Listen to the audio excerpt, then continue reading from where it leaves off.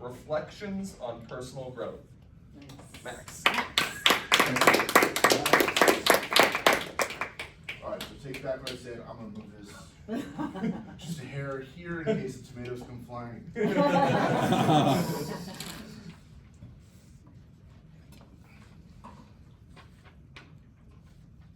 Something happened the other day that I have to tell everybody here about. It's something I've never experienced before. And I've told everybody here that, lately I have been on a big personal and professional development kick. So I had every intention of writing a continuation speech from last week based on all of the mentors that I've had throughout my life. And that'll come. But this week, this month, today, I'm feeling different. I think that's a good topic for me to talk about, but this is something that I've been really in my emotions about. Research suggests that involuntary pupil dilation stems from seeing something or someone that you like. I never looked at myself in the mirror, at least from what I can remember, for long enough to give myself an assessment, look myself in the face, in the eyes, and see who I really am. And the other day, I looked in the mirror and my pupils dilated.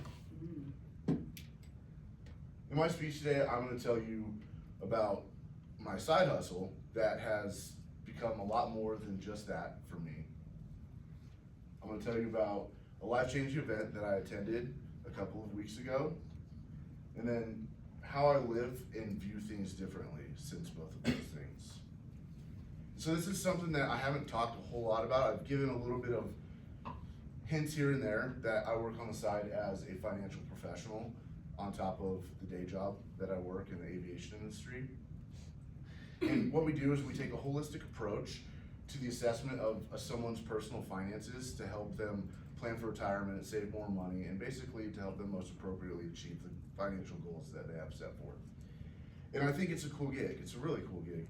But my favorite part about it so far is that it's a nationwide team that when we go to events, we all come together and we meet people that are also pursuing this endeavor. A lot of people on the side and some people do it full time. And we have a nationwide presence, as I mentioned, and the leader of the team is someone whose his mission statement is no family left behind. Not only that, he's also extremely passionate about conscientious personal development. And so when he started to bring that to the table for me, that's when I started to realize there's people out there that are conscientiously trying to better themselves for one reason or another, right? It's not necessarily something that just happens because you practice. It's something you can do conscientiously.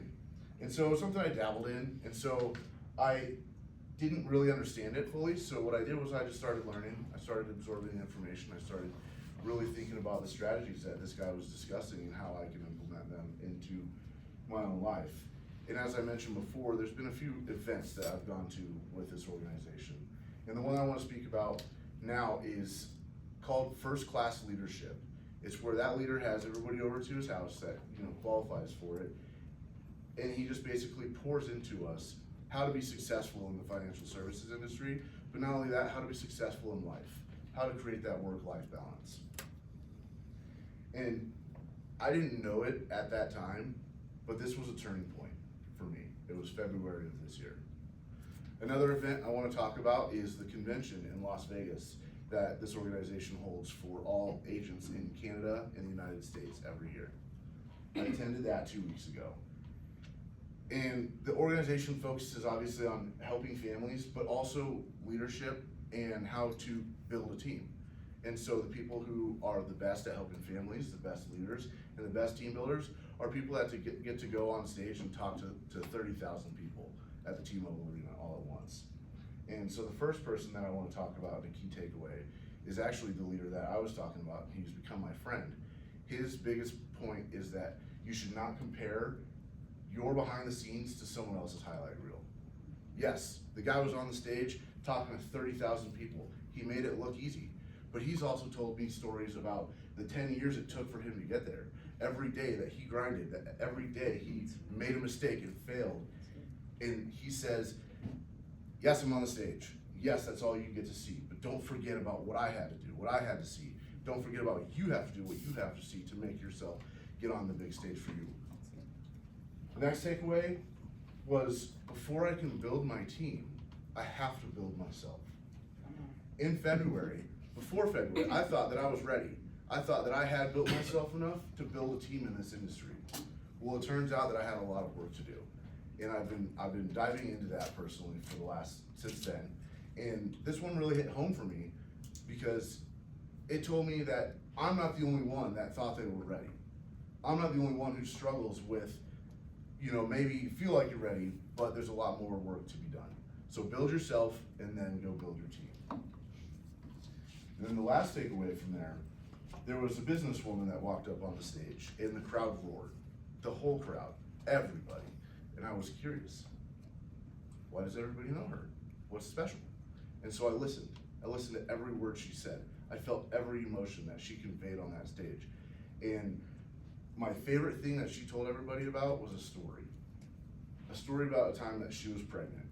In the industry, at least in the organization that I work with, your promotions rely upon your ability to build a team and also to produce results and help families.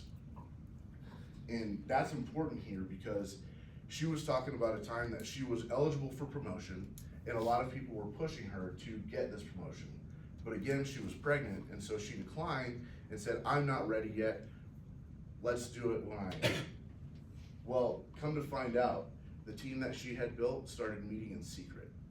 They started meeting behind her back, and they started, what can we do to get her promoted?